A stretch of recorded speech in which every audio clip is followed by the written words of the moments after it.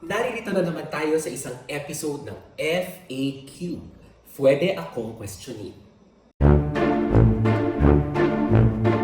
Isa ang misinformation sa pinakamalaking isyong kinaharap ng bansa sa mga nagdaang eleksyon. Simula noong 2016, paunti-unting nag-issue ang COMELEC ng mga regulasyon upang matugunan ito. Ngayong taon, nagpatupad ang COMELEC ng mas komprehensibong resolusyon na naglalayong paigtingin ang laban kontra misinformation at disinformation. Sa COMELEC Resolution number 11064, itinatag ang Task Force Katotohanan, Katapatan at Katarungan sa Halalan o ang Task Force KKK.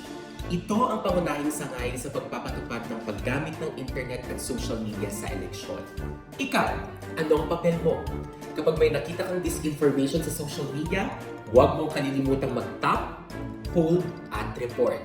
This is your Lente Girl Jerma, nagpapaalalang tsumika ka dahil may papel ka. Hashtag sa atin ng eleksyon. See you sa next video!